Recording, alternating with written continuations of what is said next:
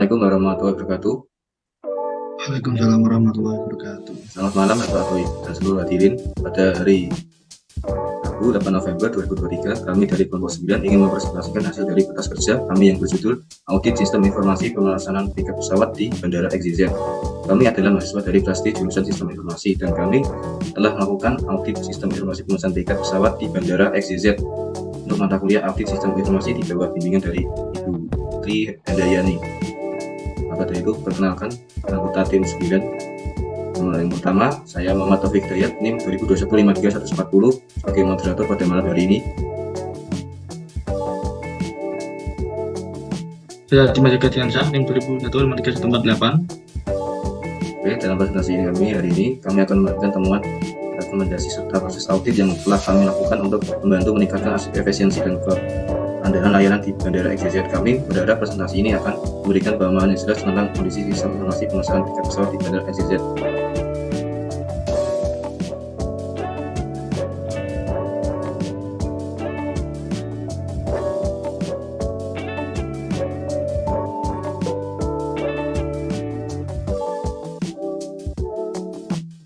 Yang pertama, tugas kerja audit sistem informasi.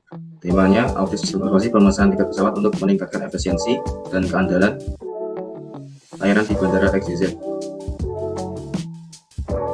Subtemanya evaluasi kontrol keamanan dan kelancaran proses pemesanan tiket pesawat. Tujuan tugas kerjanya menyediakan panduan untuk melakukan audit sistem informasi pemesanan tiket pesawat secara efektif. Yang kedua, mengevaluasi keamanan sistem informasi dan menemukan potensi risiko yang dalam proses pemesanan tiket pesawat. Yang ketiga, mengidentifikasi kelemahan dalam mengelola data pelanggan dan memberikan rekomendasi perbaikan. Yang keempat, meningkatkan efisiensi dan keandalan layanan pemesanan tiket pesawat di Bandara XYZ. Fungsi dari kertas kerja di pemesanan tiket pesawat yang pertama ada sebagai pedoman bagi auditor dalam melakukan audit sistem informasi pemesanan tiket pesawat. Yang kedua, menjelaskan tujuan dan metode dan prosedur audit. Yang ketiga, menyajikan temuan dan kesimpulan audit. Yang keempat, merupakan dokumen penting untuk melacak dan mereview hasil audit di masa yang mendatang. Tentunya ada objek audit sistem informasi. Objeknya, tempatnya itu yang pertama sistem pemesanan tiket pesawat di Bandara XYZ. Yang kedua, infrastruktur teknologi informasi yang digunakan dalam proses pemesanan tiket pesawat. Yang ketiga, kebijakan dan prosedur keamanan sistem informasi. Yang keempat, ada pengelolaan data pelanggan dan keamanan informasi pribadi. Bagian dan struktur organisasi yang akan diaudit, pertama ada departemen dan tim pengembangan aplikasi di Bandara XYZ.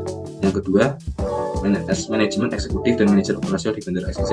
Yang ketiga, ada staf pelayanan dan dukungan pelanggan di Bandara XYZ.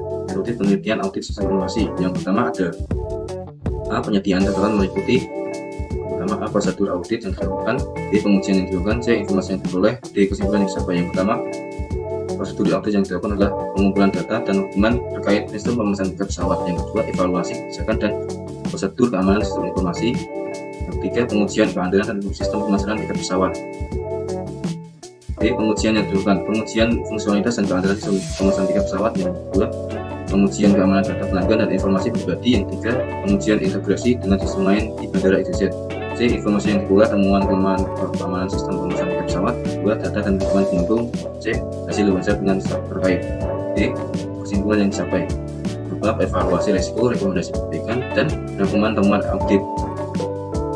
Yang D kelengkapan kertas kerja meliputi gambaran judul audit sistem informasi pemesanan tiket pesawat di Bandara XYZ dengan meningkatkan efisiensi dan keandalan layanan. Identifikasi proses jelas, yaitu identifikasi sumbernya melalui observasi dan wawancara dengan staf administrasi Bandara XYZ. Yang kedua, ada dokumen sistem informasi pemesanan tiket pesawat Bandara XYZ. Yaitu permasalahannya pencatatan data customer masih dilakukan secara manual dalam buku sehingga memakan waktu yang lama, bahkan jadi kesalahan dan sesuatu untuk dilakukan pencatatan data. Yang kedua, pencatatan data customer yang harus dilakukan ulang dan untuk laporannya sehingga menimbulkan kerja bagi ganda dan inefisiensi. Ketiga, data customer tidak disimpan dalam database. Sehingga risiko hilang atau rusak jika suatu saat diulang kembali. Yang keempat, tidak ada laporan secara rutin mengenai data customer sehingga sulit untuk melakukan evaluasi pengembalian di perusahaan. Terakhir, 5, penerimaan kas dan pemesanan tiket masih dilakukan secara tunai sehingga kurang praktis, aman dan transparan.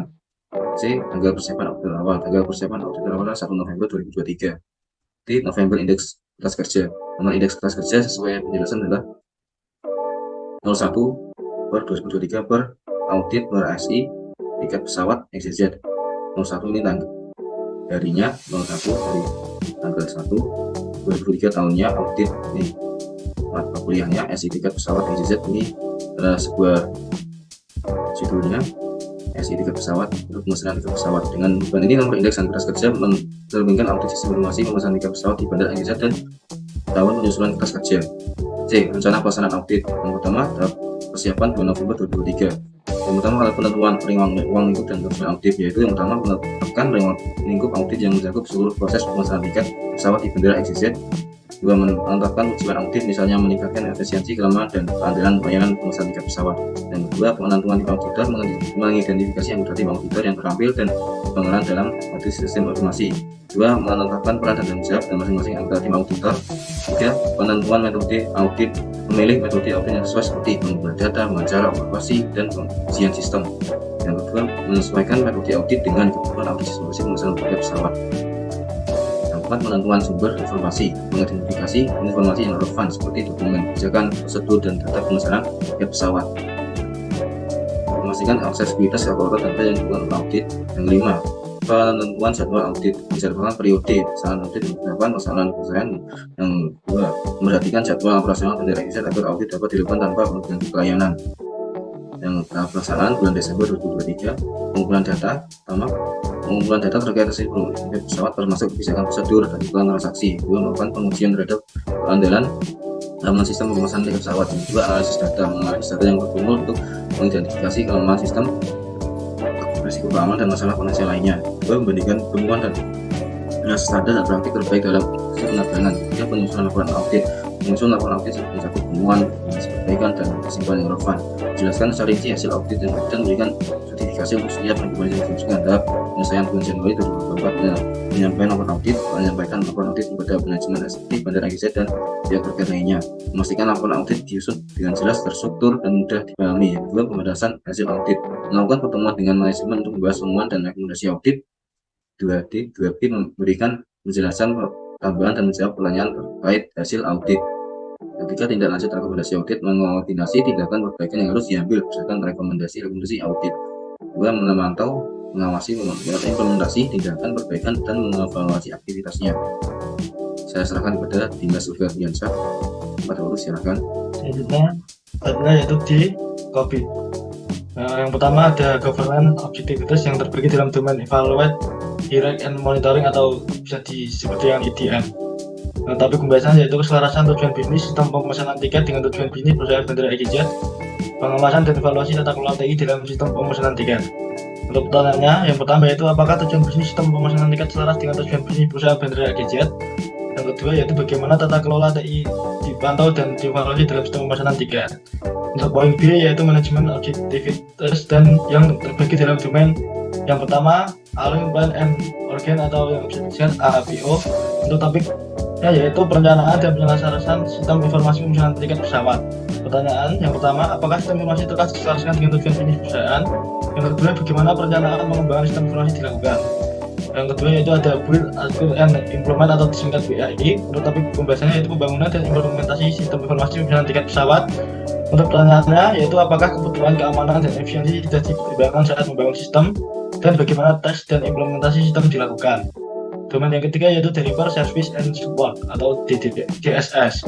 Tapi pembahasannya yaitu layanan dukungan dan operasional sistem informasi pemesanan tiket pesawat. Untuk pertanyaan yang pertama, apakah dukungan TI sudah memadai untuk menjamin ketersediaan layanan sistem, dan bagaimana insiden dan permintaan layanan ditangani. Untuk domain keempat yaitu ada Monitor, Evaluate, and Access atau MIA. Tapi pembahasannya pemantauan dan evaluasi sistem informasi pemesanan tiket pesawat. Pertanyaan yang pertama, apakah kinerja sistem informasi dimonitor secara rutin? Yang kedua, bagaimana kepatuhan terhadap kebijakan dan standar ditinjau? Selanjutnya yaitu E, hasil penilaian. Hasil penilaian dari level masing-masing domain COVID. Yang pertama yaitu domain evaluate, direct, and monitor atau EDM. Capability levelnya yaitu 1 atau initial ad hoc. Keselarasan tujuan bisnis sistem pemesanan tiket dengan tujuan bisnis Bandara EasyJet masih dalam tahap awal dan bersifat ad hoc. Pengawasan dan evaluasi tata kelola TI juga masih bersifat ad hoc dan tidak terdokumentasi dengan baik. Domain yang kedua APO atau Air Plan and Organize. Capability levelnya yaitu 1, initial atau ad hoc. Perencanaan dan penyelesaian sistem informasi pemesanan tiket berada dalam tahap awal dan bersifat ad hoc tanpa prosedur yang terdefinisi.